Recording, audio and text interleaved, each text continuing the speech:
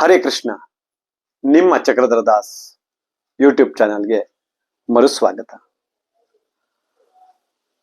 ಹರೇ ಕೃಷ್ಣ. ಶ್ರೀಕೃಷ್ಣನು ಭಗವದ್ಗೀತೆಯ ಮೂಲಕ ಜೀವನದ ಯಾವುದೇ ಪರಿಸ್ಥಿತಿಯನ್ನು ಹೇಗೆ ಸಹಿಸಿಕೊಳ್ಳಬೇಕು ಎಂಬುದನ್ನು ವಿವರಿಸುತ್ತಾನೆ. ಜೀವನದ ಏರಿಳಿತಗಳನ್ನು ಸಹಿಸಿಕೊಳ್ಳುವುದು ಹೇಗೆ? ಭಗವದ್ಗೀತೆ 2ನೇ ಅಧ್ಯಾಯ 14ನೆಯ ಶ್ಲೋಕ. ಸುಖ ಮತ್ತು ದುಃಖಗಳು ಹವಾಮಾನದಂತಿದೆ. ಶ್ರೀಕೃಷ್ಣನು ಅರ್ಜುನನಿಗೆ ಹೇಳುವಂತೆ ಸುಖ ಮತ್ತು ದುಃಖಗಳು ಚಳಿಗಾಲ ಮತ್ತು ಬೇಸಿಗೆ ಕಾಲದಂತೆ ಬಂದು ಹೋಗುತ್ತವೆ. ಸುಖದ ನಂತರ ದುಃಖ, ದುಃಖದ ನಂತರ ಸುಖ ಬರುವುದು ಅನಿವಾರ್ಯ. ಎರಡನ್ನೂ ಸಹಿಸಿಕೊಳ್ಳಿ. ಒಬ್ಬ ಬುದ್ಧಿವಂತ ಮನುಷ್ಯನು ಕೇವಲ ಕಷ್ಟಗಳನ್ನಷ್ಟೇ ಅಲ್ಲ, ಸುಖವನ್ನು ಸಹಿಸಿಕೊಳ್ಳುವುದನ್ನು ಕಲಿಯಬೇಕು. ಏಕೆಂದರೆ ಅತಿಯಾದ ಸಂತೋಷವು ಮನುಷ್ಯನನ್ನು ಅಹಂಕಾರಿಗಳನ್ನಾಗಿ ಮಾಡಬಹುದು ಅಥವಾ ಮುಂದೆ ಬರಲಿರುವ ದುಃಖದ ತೀವ್ರತೆಯನ್ನು ಹೆಚ್ಚಿಸಬಹುದು.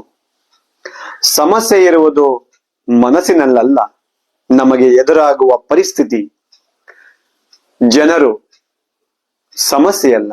ಬದಲಿಗೆ ನಮ್ಮ ಅಸಂಯಮಿತ ಮನಸ್ಸೇ ಮೂಲ ಕಾರಣ. ನಮ್ಮ ಮನಸ್ಸು ಯಾವುದನ್ನು ಅನುಕೂಲಕರ ಎಂದು ಭಾವಿಸುತ್ತದೆಯೋ ಅದನ್ನು ಸುಖ ಎನ್ನುತ್ತೇವೆ, ಇಲ್ಲದಿದ್ದರೆ ದುಃಖ ಎನ್ನುತ್ತೇವೆ.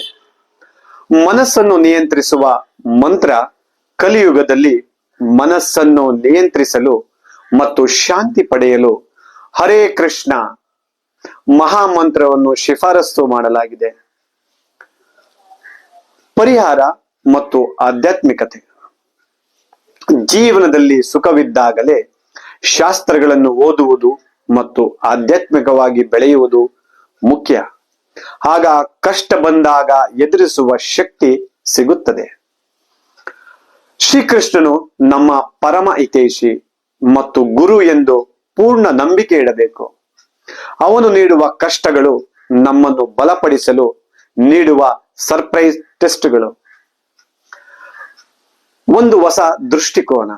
ಆಧ್ಯಾತ್ಮಿಕವಾಗಿ ಹೇಳುವುದಾದರೆ ಕಷ್ಟ ಬಂದಾಗ ನಮ್ಮ ಹಳೆಯ ಕೆಟ್ಟ ಕರ್ಮಗಳು ಕಳೆಯುತ್ತಿವೆ ಎಂದು ಸಂತೋಷ ಪಡಬೇಕು. ಸುಖ ಬಂದಾಗ ನಮ್ಮ ಒಳ್ಳೆಯ ಕರ್ಮಗಳು ಪುಣ್ಯ ಖಾಲಿಯಾಗುತ್ತದೆ ಎಂದು ಜಾಗರೂಕರಾಗಿ ಇರಬೇಕು. ಕೊನೆಯದಾಗಿ ಕೃಷ್ಣನು ದಾರಿಯನ್ನು ತೋರಿಸುತ್ತಾನೆ, ಅದನ್ನು ಅನುಸರಿಸುವುದು ನಮ್ಮ ಕೈಯಲ್ಲಿದೆ. ನಾವು ಅಹಂಕಾರವನ್ನು ಬಿಟ್ಟು ವಿನಮ್ರನಾಗಿರಬೇಕು. ಹರೇ ಕೃಷ್ಣ. ಈ ವಿಡಿಯೋ ಲೈಕ್ ಆದಲ್ಲಿ ನಿಮ್ಮ ಸ್ನೇಹಿತರಿಗೂ ಶೇರ್ ಮಾಡಿ, ಕಮೆಂಟ್ ಮಾಡಿ ಮತ್ತು ಲೈಕ್ ಮಾಡಿ. ಹರೇ ಕೃಷ್ಣ.